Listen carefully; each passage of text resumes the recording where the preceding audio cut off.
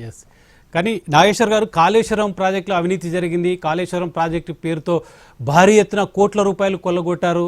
దానికి ఉదాహరణ ఇటీవల కొంతమంది అధికారుల ఇళ్లలో దాడులు చేసినప్పుడు, ఏసీబీ దాడులు చేసినప్పుడు వందల కోట్లు బయటపడ్డాయి అనేది ఇప్పటివరకు కాంగ్రెస్ పార్టీ ప్రజల ముందు ఉంచే ప్రయత్నం చేసింది. కానీ ఈరోజు కేసీఆర్ కూతురు కవిత కాళేశ్వరం ప్రాజెక్టు అవినీతి మరకలు కేసీఆర్కు అంటించే ప్రయత్నం చేశారు అంటూ కాళేశ్వరం ప్రాజెక్టులో కొంత అవినీతి జరిగింది, దానికి బాధ్యులు హరీష్ రావు కావచ్చు, సంతోష్ రావు కావచ్చు అంటూ ఎండార్స్ చేసింది. ఇది కాంగ్రెస్ పార్టీకి ఒక అస్త్రంగా మారే అవకాశం తప్పకుండా ఉంది. ఇప్పటివరకు కాంగ్రెస్ పార్టీ వాదనను కవిత కేసీఆర్ కూతురు బలపరిచినట్లయితుందా? ఇది రాజకీయంగా కాంగ్రెస్ పార్టీకి కానీ ఏ విధంగా లబ్ధి చేకూరుతుంది? బీఆర్ఎస్ ఏ విధంగా ఇరకాటంలో ఎదుర్కొంటుంది? అంటే అది కవిత మాటలకు ప్రజల్లో ఉండే క్రెడిబిలిటీ పైన ఆధారపడి ఉంటుంది. ఇప్పుడు కవిత రియాక్షన్ జెన్యూన్ రియాక్షన్ గా ప్రజలు తీసుకుంటే ఇంపాక్ట్ అనేది ఉంటుంది. లేదు కవిత తన పొలిటికల్ ఎజెండాలో భాగంగా దీన్ని స్ప్లిట్ చేసి కొడుతున్నారు. ఒకవైపు ఏమో కాళేశ్వరంలో అవినీతి జరిగింది అని అంటూనే అవినీతి కేసీఆర్ సంబంధం లేదు అని ఎట్లంటది? మరి ఎవరికి సంబంధం ఉంటుంది? ఒక హరీష్ రావుకి సంబంధం ఉండి కేసీఆర్ సంబంధం ఉండదా? సో తెలంగాణ సమాజం అంతా చూడలేదా? కాళేశ్వరం హరీష్ రావే భుజస్కంధాల పైన నడిచిందా? కాళేశ్వరం ఇనాగ్రేషన్ అప్పుడు హరీష్ రావు లేడు, మీకు గుర్తుండే ఉంటుంది. కాళేశ్వరం ఇనాగ్రేషన్ అప్పుడు ఆయన హరీష్ రావు ఈవెన్ మినిస్టర్ కూడా కాదు. సో మరి ఇది కేసీఆర్ సంబంధం లేదు, హరీష్ రావుకి సంబంధం ఉంటే ఇద్దరికి ఉంటుంది, లేకపోతే ఇద్దరికి ఉండదు. సో అందులో హయ్యర్ లెవెల్లో చీఫ్ మినిస్టర్ ఉంటాడు, లోయర్ లెవెల్లో ఇరిగేషన్ మినిస్టర్ ఉంటాడు. మరి హరీష్ రావు జోగినపల్లి సంతోష్లో అవినీతికి పాల్పడ్డారు అని అంటే అవినీతికి పాల్పడేలా ఎలో చేసిన కేసీఆర్ సంగతి ఏంది అని ప్రశ్న అడగరా? అందువల్ల కవిత వ్యూహాత్మకంగా తన రాజకీయ ప్రత్యర్థుల్ని అటాక్ చేయడానికి కేసీఆర్ పట్ల తన లాయాలిటీని నొక్కి చెప్తూ కేసీఆర్ భుజాల పైన తుపాకు పెట్టి హరీష్ రావును కాల్చాలి అని కవిత చూస్తుంది. ఎందుకంటే కవిత ఎజెండా కవితది. ఎందుకంటే ఆమెకున్న ఫాలోయింగ్ ఏమీ ప్రత్యేకంగా ఉండదు. బీఆర్ఎస్ ఫాలోయింగ్ ఆమె ఫాలోయింగ్. అందువల్ల కేసీఆర్ను ధిక్కరిస్తే బీఆర్ఎస్ వెనకాలన్న ఎవరు కూడా కవితను ఓన్ చేసుకోరు. అందువల్ల ఆమె కేసీఆర్ను ధిక్కరించదు. కేసీఆర్ను ధిక్కరించకుండా మరి తన ఫాలోయింగ్ను పెంచుకోవాలంటే నేనే కేసీఆర్ను కాపాడుతున్నా, వీళ్ళెవరూ కాపాడతలేరని మీకు గుర్తుండే ఉంటుంది. కేసీఆర్ కు కాళేశ్వరం కమిషన్ నోటీస్ ఇచ్చినప్పుడు కూడా కవిత ఇలాగే రియాక్ట్ అయ్యారు. మీరు కేటీఆర్ వేరే వాళ్ళ కేటీఆర్ పేరు చెప్పలేదు కానీ పరోక్షంగా కేటీఆర్ ని ఉద్దేశించి చెప్పారు. కేటీఆర్ కు నోటీస్ ఇస్తే రాష్ట్రం అంతా మీరు నిరసనలు జరుపుతారు, కానీ కేసీఆర్ కు నోటీస్ ఇస్తే రియాక్షన్ ఉండదా అని చెప్పి ఆమె ధర్నా చేసింది కూడా. సో ఆ ర్యాలీలో కూడా ఆమె పాల్గొన్నది కాన్వాయ్లతో పాటు. సో ఇప్పుడు మళ్ళీ తెలంగాణ బంద్ ఎందుకు పిలిపివ్వలే మీరు అని అడుగుతున్నది ఆమె. సో అదొక సీరియస్ క్వశ్చనే. మరి బీఆర్ఎస్ నిరసన ఎందుకు తెలపలే? సిబిఐ విచారణకు ఆదేశిస్తే కాళేశ్వరం ఇప్పుడు కేసీఆర్ పైన విచారణకు ఆదేశించిన బీఆర్ఎస్ ఎందుకు సీరియస్ గా రియాక్ట్ కాదు అని కేసీఆర్ లెగసీని కాపాడేది నేనే, కేటీఆర్ కాదు, హరీష్ రావు కాదు అని కవిత ఎస్టాబ్లిష్ చేయదలుచుకుంది. అందువల్ల ఎవరి పొలిటికల్ ఎత్తుగడలు వాళ్ళే. ఇందులో ప్రజలకు ప్రజల జీవితాలకు పెద్ద సంబంధం ఉన్న అంశం కాదు ఇది.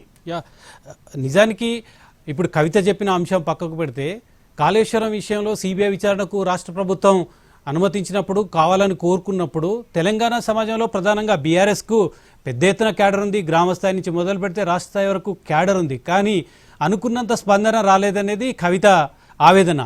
అదే నిజానికి నిజం కావచ్చా? ఎందుకు తెలంగాణ సమాజం నుంచి కానీ బీఆర్ఎస్ నుంచి కానీ అంత రియాక్షన్ రాకపోవడం? నిజానికి పెద్ద ఎత్తున ఆందోళనలు జరుగుతాయి, పెద్ద ఎత్తున ధర్నాలు జరుగుతాయి, రాస్తారోకోలు జరుగుతాయి. సిబిఐ కేసు అప్పగిస్తారా, కాళేశ్వరంకి సంబంధించి ఒక కేసీఆర్ లాంటి వ్యక్తి మీద చేస్తారని ఆందోళనలు జరుగుతాయని భావించారు. అది జరగకపోవడం పార్టీ నాయకత్వ లోపమా, లేదా నిజంగానే ప్రజల్లో అనుకూలత లేకపోవడం అనుకోవచ్చా? అంటే ప్రజలు చాలా విషయాలు స్పందించారు. దాన్ని బట్టి మనకు అనుకూలత ప్రతికూలత అనేది ఇష్యూ కాదు. ఈవెన్ చంద్రబాబు నాయుడు అరెస్ట్ అయినప్పుడు కూడా వైసీపీ నుంచి ఇదే విమర్శ వచ్చింది.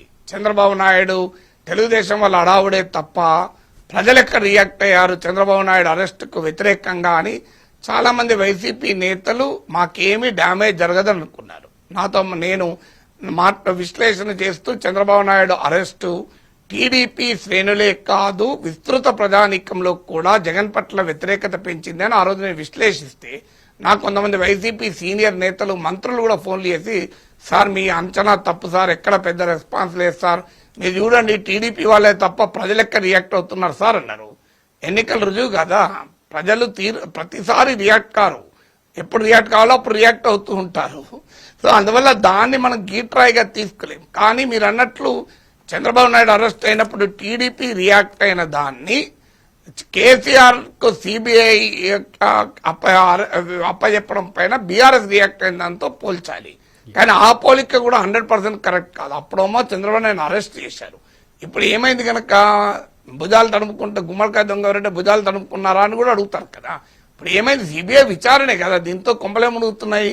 సిబిఐ ఏమైనా విచారణ పిలిచిందా, కేసీఆర్ అరెస్ట్ చేసిందా, సిబిఐ ఏమైనా అభియోగ పత్రం ఛార్జ్షీట్ వేసిందా, ఏం జరిగింది గనక ఇప్పుడు ఎందుకు రియాక్ట్ అయ్యారు అనే క్వశ్చన్ కాంగ్రెస్ నుంచి కూడా వస్తుంది. అంటే మీరు ఏం తప్పు చేయకపోతే మీకెందుకు భయం అని. సో అందువల్ల బీఆర్ఎస్ లో ఆ డైలమా కూడా ఉండొచ్చు, దీనికి ఎలా రియాక్ట్ కావాలి, ఎక్కువ రియాక్ట్ అయితే ప్రజల్లో ఏమైనా రాంగ్ సంకేతం పోతుందా అని. సో అందువల్ల బీఆర్ఎస్ నాయకత్వం పొలిటికల్ గా రియాక్ట్ కాలేక కాదు, ఇవాళ కేసీఆర్ నాయకత్వంలో పార్టీ లేకపోతే ఎవరి నాయకత్వంలో పార్టీ ఉంది. కేసీఆర్ రియాక్ట్ కమ్మని ఆదేశిస్తే కేటీఆర్ వద్దంటాడా, కేటీఆర్ వద్దంటే ఆగుతుందా? ఐ డోంట్ థింక్ దట్ కదా. సో కవిత ఆమెకు ఉపయోగపడాలి గనక చూడండి, కేసీఆర్ పట్ల ఆమె థీరీ ఒకటి ఉంది కదా, కేసీఆర్ దేవుడు, ఆమె చుట్టూ దయ్యాలున్నాయని. సో ఆ థీరీని బలపరచడానికి దీన్ని ఉపయోగించుకుంటోంది. అంటే కేసీఆర్ దేవుడు, కానీ ఆ దేవుడి పైన సిబిఐ విచారణ అన్నా ఈ దయ్యాలు అడ్డుపడుతున్నాయని ఆమె చెప్పదలుచుకున్నది. కానీ రియాలిటీ మనందరికీ తెలుసు కదా, మీకు నాకు జర్నలిస్టులుగా మనందరూ తెలుసు. బీఆర్ఎస్ కేసీఆర్ హ్యాండ్లో లేకపోతే అది కేటీఆర్ హ్యాండ్లో ఉందా? కేసీఆర్ చెప్తే వింటారు తప్ప కేటీఆర్ చెప్తే మాత్రమే విని కేసీఆర్ చెప్తే వినరా? ఆయన కేటీఆర్ ఎందుకు కేసీఆర్ అంశంలో రియాక్ట్ కాడు? కేసీఆర్ ఇంత తాపత్రయపడేది, ఇంత కష్టపడేది, బిడ్డ ఇంత తిరుగుబాటు చేసినా ఇన్ని ఇబ్బందులు పడేది కేటీఆర్ ను ఆ నాయకుడు చేసేందుకే కదా. అందువల్ల కేటీఆర్ కేసీఆర్ మధ్య కాంట్రడిక్షన్ ఉంది అని క్రియేట్ చేసే ప్రయత్నంలో ఒక ఎత్తుగడ ఇది. కానీ అది I don't think that is correct కదా. టీఆర్ఎస్ ఏంటంటే రియాక్ట్ అయితే లాభం ఎంత ఉంటుంది. ఇప్పుడు రియాక్ట్ కాలేదనుకోండి, పట్టించుకోలేదని క్లెయిమ్ చేసుకోవచ్చు, వాట్ వీ డోంట్ కేర్, దేనికైనా రెడీ అని. కానీ రేపు రియాక్ట్ అయ్యి జనంలో స్పందన లేదనుకోండి, అప్పుడు ఇంకో రకమైన మీనింగ్ కూడా పోతుంది. అందువల్ల వారి పొలిటికల్ క్యాలిక్యులేషన్ వారికి ఉండి ఉంటాయి కదా. ఈ కాళేశ్వరానికి సంబంధించిన విచారణ కమిషన్, పీసీ ఘోష్ కమిషన్ ముందుకు కేసీఆర్ వెళ్లి వివరణ ఇచ్చే ప్రయత్నం చేశారు. తాను చేసింది కరెక్టు, అన్ని క్యాబినెట్ అప్రూవల్స్ ఉన్నాయి, అన్ని నిబంధనల ప్రకారం చేశానని కేసీఆర్ పీసీ ఘోష్ కమిషన్ వివరణ ఇచ్చారు. కానీ నిన్న అసెంబ్లీలో పెద్ద ఎత్తున చర్చ జరిగింది. ఒక విపక్ష నేతగా, ఒక ప్రధాన ప్రతిపక్ష నేతగా అసెంబ్లీలో పాల్గొని కాంగ్రెస్ పార్టీ చేసిన ఆరోపణలు తిప్పికొట్టవలసిన కేసీఆర్ అసెంబ్లీకి రాకపోవడం, వివరణ ఇవ్వకపోవడం, దీన్ని ఎట్లా చూడాలి? వచ్చిన అవకాశాన్ని సద్వినియోగం చేసుకోలేదు కేసీఆర్ అని అనుకోవచ్చా నాగేశ్వర్ గారు? అంటే సద్వినియోగం విషయానికి వచ్చినప్పుడు హరీష్ రావు ఉన్నాడు కదా సద్వినియోగం చేసుకోవడానికి, అది సమస్య కాదు. కేసీఆర్ వచ్చినా హరీష్ రావు ఎంత బలంగా సమర్థించుకున్నాడో కేసీఆర్ కంటెంట్ లో తేడా ఏమి ఉండేది కాదు, పర్సన్ తేడా తప్ప. అందువల్ల ఆడ బీఆర్ఎస్ కున్న అడ్వాంటేజ్ ఏంటంటే హరీష్ రావు, కేటీఆర్ లాంటి రూపంలో బలమైనటువంటి నేతలు కేసీఆర్ లేకపోయినా ఆ వాయిస్ వినిపించగలిగే సామర్థ్యం ఉన్న నేతలు బీఆర్ఎస్ ఉన్నారు అసెంబ్లీలో. హరీష్ రావు ఇది ఈక్వల్లీ కాంపిటెంట్. ఆయన ఏమీ ఏమాత్రము కాళేశ్వరం విషయంలో కేసీఆర్ ను సమర్థించడానికి లెస్ కాంపిటెంట్ ఏం కాదు, అందులో డౌట్ లేదు. కానీ బట్ మీరు అన్నట్లు కేసీఆర్ రావాల్సి ఉండే, అది ఆయన పైన ఆరోపణ పక్కకు పెడదాం. ఆయన పైన ఆరోపణ ఉన్నా లేకపోయినా అసెంబ్లీకి రావడం అనేది ఒక ఎమ్మెల్యేగా, లీడర్ ఆఫ్ ద అపోజిషన్ గా కేసీఆర్ ధర్మం. ప్రజలకు కూడా దానికి ప్రాబ్లం ఏంటంటే ఇగో క్లాషెస్ వల్ల రావడం లేదైనా. రేవంత్ రెడ్డితో తిట్టించుకోవాలా, నేను రేవంత్ రెడ్డితో దాడి చేయించుకోవాలా, రేవంత్ రెడ్డి ముఖ్యమంత్రి సీట్లో కూర్చుంటే నేను ప్రతిపక్ష నేతగా ముందు కూర్చోవాలా అనే ఈ వాస్తవాన్ని కేసీఆర్ అంగీకరించలేకపోతున్నాడు. ఇప్పుడు జగన్ ప్రాబ్లం కూడా అదే కదా. సో జగన్ ప్రాబ్లం కూడా ఎందుకు రాలేకపోతున్నాడు? చంద్రబాబు నాయుడు నాయకత్వంలో టీడీపీ అటాక్ చేస్తే భరించలేకపోతున్నాడు. కానీ మనకు అనుభవం ఏంది, చంద్రబాబు నాయుడు రాజశేఖర్ రెడ్డి సమకాలికుడు.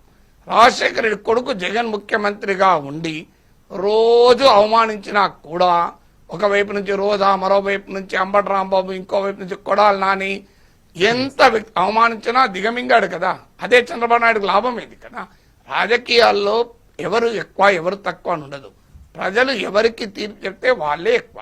అందువల్ల ప్రజాస్వామిక స్ఫూర్తి ఉన్నప్పుడు ప్రజల తీర్పును గౌరవించి వ్యక్తిగత అహంను వదిలేసి నాయకులు ప్రవర్తించినప్పుడు ప్రజలే రియాక్ట్ అవుతారు. ఇప్పుడు కేసీఆర్ లాంటి స్థాయి, రేవంత్ రెడ్డికి కేసీఆర్కి ఏజ్ రీత్యా డిఫరెన్స్ ఉంది, పొలిటికల్ హిస్టరీ రీత్యా, ఎక్స్పీరియన్స్ రీత్యా తేడా ఉంది.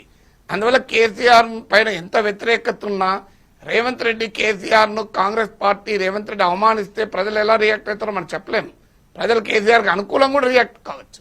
జగన్ చంద్రబాబు అవమానిస్తే చంద్రబాబుకు అనుకూలంగానే రియాక్ట్ అయ్యారు ప్రజలు.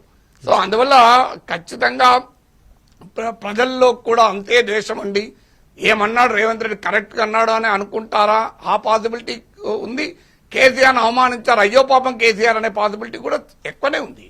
అందువల్ల కేసీఆర్ ఏ రకంగా చూసినా అసెంబ్లీకి రావాల్సి ఉంది, వచ్చి నిలబడాలి. హాస్ టు ఫేస్ కదా, రాజకీయ నాయకుడు పరిస్థితుల్ని ఫేస్ చేయలేకపోతే ఎట్లా, ఈ కెనాట్ అవాయిడ్. అలాంటప్పుడు లీడర్ ఆఫ్ ద అపోజిషన్ అనేది మరొకరి పైన పెట్టి తన పని తాను చేసుకోవాలి. తాను పార్టీ అధ్యక్షుడిగానే ఉండి పార్టీ సంగతి చూసుకోవాలి. సో నీవు రెస్పాన్సిబిలిటీ తీసుకున్నప్పుడు దాన్ని ఖచ్చితంగా రెస్పాన్సిబిలిటీ డిశ్చార్జ్ చేయాలి. లేదంటే రెస్పాన్సిబిలిటీ ఇంకోరికి హ్యాండ్ ఓవర్ చేయాలి. ఇంకోరు హ్యాండ్ ఓవర్ చేసినప్పుడు కేసీఆర్ ఎవరు అడగరు కదా నువ్వు అసెంబ్లీకి ఎందుకు రాలేదని. సో అందువల్ల రాహుల్ గాంధీ కూడా ఈ విమర్శ ఎదుర్కొన్నాడు. సో అధీర్ రంజన్ చౌదరిని కాంగ్రెస్ పార్టీ ఫ్లోర్ లీడర్ చేశానా, కాంగ్రెస్ పార్టీ ఫ్లోర్ లీడర్ కూడా తీసుకోకుండా ఉన్నప్పుడు సో ఎవరైనా ఇప్పుడు మీరు గమనించండి, Rahul Gandhi leader of the opposition పదవి తీసుకొని మోడీతో ఫైట్ చేసిన తర్వాత ఆయన ఇమేజ్ పెరుగుతోంది. ఇప్పుడు లేటెస్ట్ ఇండియా టుడే 3వ దినేషన్ సర్వేలో చూడండి, మోడీది 4% తగ్గితే రాహుల్ గాంధీ 5% దాకా పెరిగింది. ఎందుకు పెరిగింది? లీడర్ ఆఫ్ ద అపోజిషన్ కనుక ఎస్టాబ్లిష్ అయిపోయాడు. మమతా బెనర్జీ అందరూ పక్కకు పోయారు. ఇప్పుడు ప్రతిపక్ష నాయకుడు ఎవరు అంటే మెజారిటీ ప్రజలు రాహుల్ గాంధీ వైపే చెప్పారు. అందులో రాహుల్ బెనిఫిట్ అయ్యాడా లేదా? మీకు అంతకుముందు అధీర్ రంజన్ చౌదరి అని ఊరు పేర్లే నాయకుని పెట్టడం, అదే యుద్ధ భూమిలో నిలబడ్డవాడే లీడరు. నాగేశ్వర్ గారు, చివరిగా ఒక క్వశ్చన్. ఈడీ, సిబిఐ ఇది ప్రత్యర్థుల మీద కేంద్ర ప్రభుత్వం విసురుతున్న దాడి, ఇది రాహుల్ గాంధీ కూడా అదే చెప్తున్నారు. చాలామంది ఎవరైతే రాజకీయ ప్రత్యర్థులు ఉంటారో వాళ్ళని అంతమొందించడానికి, రాజకీయంగా అంతమొందించడానికి కేంద్రంలో ఉన్న బీజేపీ ప్రభుత్వం వాడుతున్న ఆయుధంగా చెప్తున్నారు. ఇప్పుడు బీఆర్ఎస్ బీజేపీ విలీనం అవుతుంది, అది కవిత కూడా అదే విషయం చెప్పింది, విలీనానికి కుట్ర జరుగుతుందని. ఇప్పుడు సిబిఐ కేసు రాష్ట్ర ప్రభుత్వమే కేంద్రం చేతిలో పెట్టిన నేపథ్యంలో సిబిఐ కేసును అడ్డం పెట్టుకొని బీఆర్ఎస్ని బీజేపీలో విలీనం చేసే ప్రక్రియకు ఒత్తిడి పెంచే అవకాశం ఏమైనా ఉందా? అటువంటిది జరుగుతుందా? ఎందుకంటే కేసీఆర్ జైలుకు వెళ్ళడానికి విముఖత వ్యక్తం చేయడం, లేదా ఆ పరిస్థితులను దాటవేయడానికి, వెసులుబాటు కల్పించడానికి బీఆర్ఎస్ కూడా లొంగిపోయే అవకాశం ఉందంటారా ఫ్యూచర్లో? ఇప్పుడు సిబిఐని, ఈడీని ప్రయోగించి దేశంలో ఏ పార్టీని బీజేపీ విలీనం చేసుకుని చెప్పండి రమేష్, నాకు ఒక పార్టీ పేరు చెప్పండి. ఒక్కటి దేశంలో ఏదైనా ఒక్క పార్టీని సిబిఐని, ఈడీని ఉపయోగించుకొని బీజేపీ విలీనం చేస్తున్న పార్టీ పేరు అంతమొందించింది వేరే రాష్ట్రాలల్లో, ఉదాహరణకు ఢిల్లీలో. అవునా కదా, చెప్పండి రమేష్. ఎస్, ఎక్కడా కూడా విలీనం కాలే, మీరు గమనించండి. ఇక్కడ కొత్తగా ఏమైనా చేస్తారా అని. సో విలీనం వేరు, పొత్తు వేరు. ఎక్కడ నాకు తెలిసినంత వరకు దేశంలో ఎక్కడ సిబిఐ, ఈడీలను ప్రయోగించి పార్టీలను విలీనాలు ఎప్పుడు చేసుకోవాలి. సిబిఐ, ఈడీలను ప్రయోగించి పార్టీలను చీల్చారు మహారాష్ట్రలో. అది శివసేనని చీల్చారు, ఎన్సీపీని చీల్చారు. శివసేన ఎమ్మెల్యేలు, ఎన్సీపీ ఎమ్మెల్యేలు one of the reason for BJP వైపు రావడానికి ఈడీ కేసులు, సిబిఐ కేసులే, అందులో డౌట్ లేదు. అందువల్ల పార్టీలను విలీనం అనేది అవుతుందని నేను అనుకోను. కానీ మీరు అన్నట్లు బీజేపీ దీన్ని ఉపయోగించుకుంటుందా? ఖచ్చితంగా ఉపయోగించుకుంటుంది. ఎందుకంటే చరిత్ర అంతా అదే కదా. ఇప్పుడు 2G స్పెక్ట్రమ్ కుంభకోణంలో కాంగ్రెస్ వాళ్ళు, డిఎంకే వాళ్ళు ఇద్దరిని ఇరకాడంలో పెట్టచ్చు. బీజేపీ చేసింది 2G స్పెక్ట్రమ్ ఏమీ చేయలేదు కదా. ఎందుకు చేయలేదు? అక్కడ డిఎంకే నాయకులు కూడా చేయాల్సి వస్తుంది. డిఎంకే మరి ప్రత్యర్థి ఎన్డీఏలో లేదు, మీరు ఇండియా కూడా ఉంది. కానీ నాన్ కాంగ్రెస్ రీజనల్ పార్టీస్ విషయంలో బీజేపీ ఏ వైఖరి తీసుకుంటుంది అంటే తమకు ప్రమాదంగా, సవాలుగా మారేంత కాలం వాళ్ళని ఎప్పుడో ఒకసారి ఉపయోగపడతారనే చూస్తుంది. మీకు అందుకు ఉదాహరణ జగన్మోహన్ రెడ్డి. ఇప్పుడు ఎన్డీఏలో బీజేపీ చంద్రబాబు నాయుడుతో ఉన్నా, చంద్రబాబు నాయుడు ప్రెషర్ ఎంతున్నా, సిబిఐ, ఈడీ జగన్మోహన్ రెడ్డి పైన ఒక్క ఇంచైనా ముందుకు కదిలిందా చెప్పండి నాకు? ఈ 11 ఏళ్లలో ఒక్క ఇంచు కదలే. మీకు ఇంకొక ఉదాహరణ కూడా చెప్తాను. తృణమూల్ కాంగ్రెస్, మీకు తృణమూల్ కాంగ్రెస్ అయితే అక్కడ ప్రధాన ప్రత్యర్థి బీజేపీ. మళ్ళీ రాష్ట్రంలో మిగతా ఆంధ్రప్రదేశ్లో అంటే బీజేపీ ప్రధాన ప్రత్యర్థి కాదు, ప్రత్యర్థిగా ఎన్డీఏ ఉన్నా. కానీ మీకు ఇక్కడైతే ప్రధాన ప్రత్యర్థిగా బీజేపీ ఉన్నా మమతా బెనర్జీని ఏం చేసింది చెప్పండి? సిబిఐ కేసులు, ఈడీ Yes, sir. కేసులు. ఎందుకు? మమతా బెనర్జీ యా ప్రతిపక్షంలో ఉంటూ మాయాగురం ట్రోజన్ హార్స్ గా ఉపయోగపడుతుంది. ఇవాళ Yes. కాకపోతే రేపైనా మళ్ళొచ్చి బీజేపీతో కలుస్తుంది. Okay. అందువల్ల మీరు దేశంలో ఏ ప్రాంతీయ ఎక్సెప్ట్ లాలూ ప్రసాద్ యాదవ్, ఎందుకంటే ఆర్జేడీ ఇప్పటి వరకు ఏనాడు బీజేపీతో కలవలే. Okay. అందుకే లాలూ ప్రసాద్ యాదవ్ జైల్లో ఉన్నాడు. కలిసిన అశోక్ చవాన్ జైల్లో లేడు. ఎట్టి పరిస్థితుల్లో కలవరు అనుకున్న వాళ్ళు ఎవరు జైల్లో లేరు కదా. Okay. ఎప్పుడన్నా కలవచ్చు అనుకున్న వాళ్ళు ఎవరు జైల్లో లేరు. కలవరు అనుకున్న వాళ్ళని జైల్లో పెడతారు. అందువల్ల బీఆర్ఎస్ కేసీఆర్ ను పొలిటికల్ గా తన దారిన పెట్టించుకోవడానికి, తనకు అనుకూలంగా కేసీఆర్ ను తో ఆట ఆడుకోవడానికి బీజేపీకి ఇది ఒక ఆయుధంగా ఉపయోగపడుతుంది. ఓకే.